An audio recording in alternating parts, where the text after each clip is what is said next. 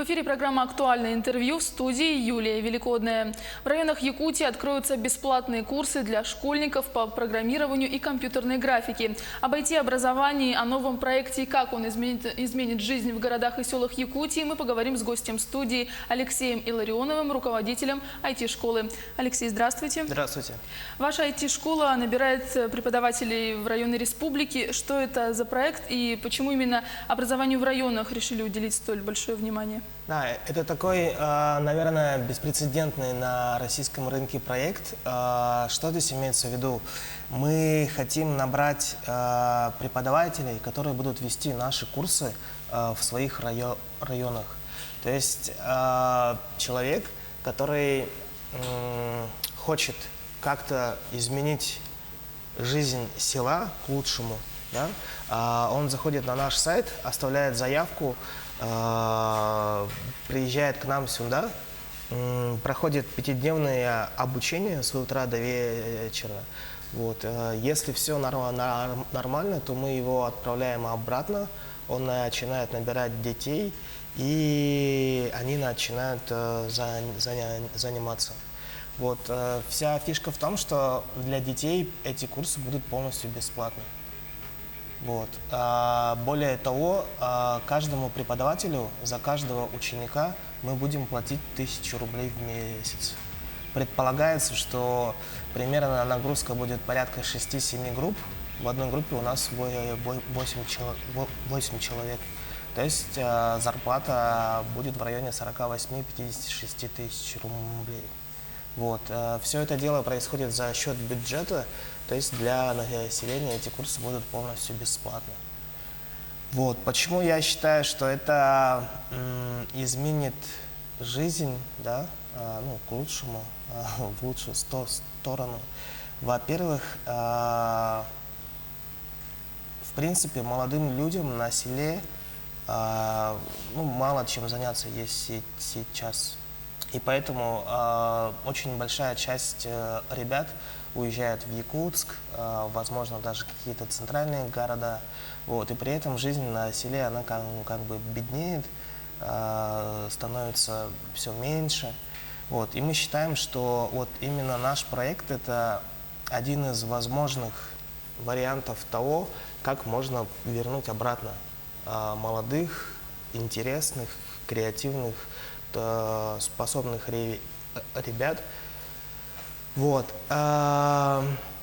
При всем при этом мы как бы прекрасно понимаем, что найти человека, который умеет программировать, допустим, да, либо умеет там 3D-моделирование, графику, это будет достаточно сложно, поэтому у нас, в принципе, образовательная программа наша построена так, что соискателю, в принципе, не нужно иметь опыта в принципе.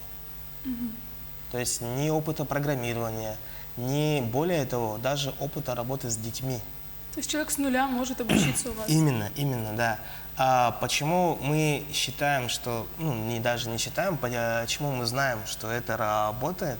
Во-первых, это лично моя история.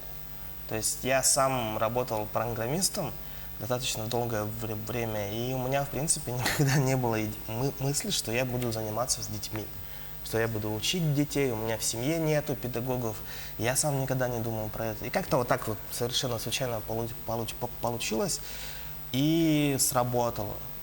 Потом я начал искать сотрудников, и я начал искать их тоже так полуинтуитивно, примерно по таким же критериям. То есть все ребята, которые у нас сейчас работают, это все не педагоги. Но не у всех же в то же время есть призвание работать с детьми, или оно появляется как-то? Вот. В этом и вся, ноу-хау, наверное, да, суть в том, что при правильном подходе, при правильной методике можно научить человека проводить занятия. Да, можно научить человека писать код, делать какие-то вот вещи и прочее. Вот, и у нас как бы этот подход дальше транслировался на детей тоже. Мы набираем детей полностью без опыта тоже. У нас нету никаких вступительных отборов, там, тестов и прочее. Но единственное, на что мы смотрим, и при наборе детей, И в остальных случаях это мотивация. Насколько, что конкретно движет человеком, в чем его интерес и насколько сильно он хочет этим заниматься. И вот это действительно важно. То есть вот это то качество, на которое мы будем смотреть. А кого вы видите в роли учителя? Может, по возрастной категории или чем он мог до этого заниматься? Да, мы, в принципе, уже открыли набор. У нас сейчас 110 заявок, но мы ждем еще больше, там порядка тысячи. Такой, ну, идеальный портрет, если говорить, да, это какой-то молодой человек, ну, может быть и девушка даже, от 20 до 40 лет. Он не имеет опыта работы в образовании, возможно, даже не имеет опыта в программировании, в графике. Это не страшно. Единственное, что важно, это что он хочет заняться этим даже не сколько из-за зарплаты, да, а сколько из-за того, что он хочет как-то... Понимает, для чего это нужно? Да, нет, даже не то, чтобы понимает для чего, а он хочет создавать пользу. То есть он хочет изменять себя, изменять то, что вокруг него. Вот какой-то вот такой человек, наверное. То есть у нас главный критерий при наборе на самом деле это вот вообще даже не опыт. Потому что мы хорошо умеем учить. Мы легко научим человека вести уроки, мы его легко научим писать код, делать 3D-модели. Это все на самом деле как бы уже рутина для нас. Но мы никогда не сможем научить человека любить свою работу. Мы никогда не сможем научить человека хотеть что-то изменять. То есть не просто довольствоваться тем, что вот есть, а действительно пытаться что-то взбалтывать, вот это вот. Ну, то есть вот такие вещи. Алексей, а что сейчас подразумевается под IT-образованием? Речь идет только о программистах или это уже более широкое понятие? Ну, если говорить в целом, то сейчас, да, IT-образование – это далеко не только программирование, это, в частности, во-первых, и графика тоже.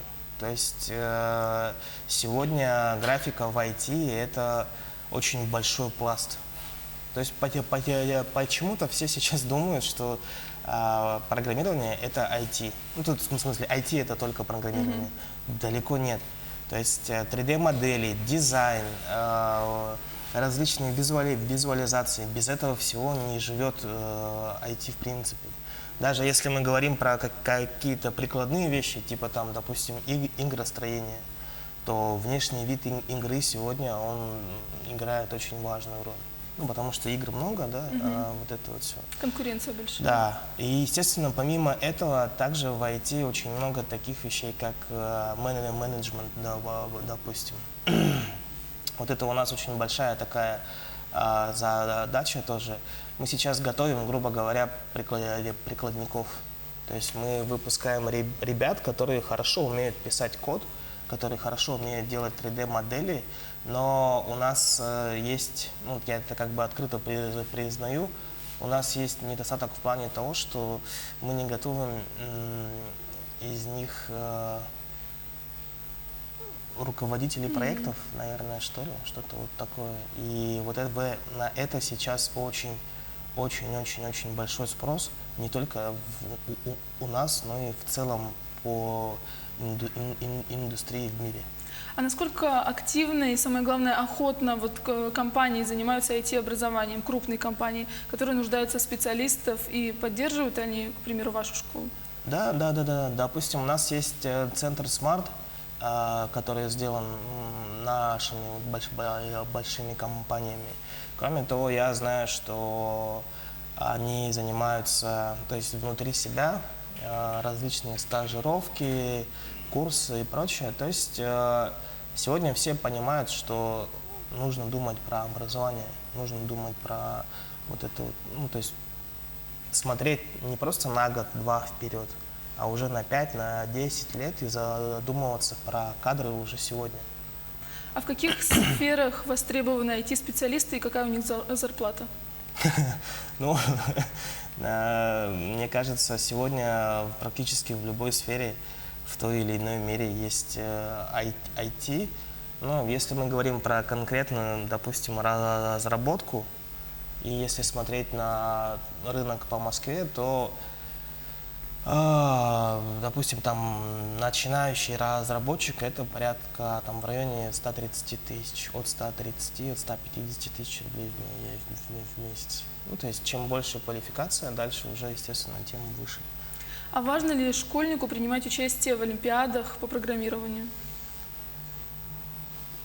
Ну, здесь опять-таки зависит конкретно от олимпиады, от самой, потому что есть олимпиады, которые используют там Паскаль какой-нибудь и там совершенно какие-то высосанные из пальца задачи, и это неправильно.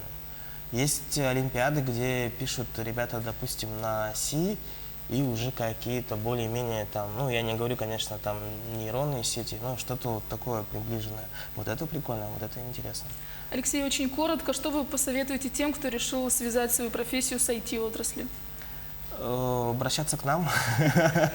Вот. Ну, если это мы говорим про взрослых людей, то в интернете, в сети есть огромное количество бесплатных и платных онлайн-курсов. Это, собственно, то, как я сам учился этому тоже. То есть у меня нет образования по программированию, там, вот этим вот вещам. Я все это изучал сам, это все находится в открытом доступе. Единственное, что опять-таки здесь нужно, это мотивация. То есть насколько сильно вы хотите этого, насколько сильно вы хотите поменять что-то. И вот как ваш проект должен изменить жизнь в селах и районах Якутии? Вот, мы предполагаем, что у нас появится очень много молодых людей, которые будут заряжены, замотивированы на то, чтобы воспитывать ребят в своем районе. Вот, и через это начнется какое-то... То есть, на самом деле, может быть, не совсем скромно это будет сказано, но я считаю, что с образования начинается все. То есть, если пойдет какое-то движение на селе, то вот это, ну, именно конкретно в плане образования, то это движение может дать толчок к тому, чтобы начало что-то двигаться и дальше в других отраслях, в других каких-то смежных сферах. Алексей, спасибо большое за беседу, что пришли к нам в студию. Я напомню, вы смотрели программу «Актуальное интервью». Мы говорили об IT-образовании в республике. Оставайтесь с нами.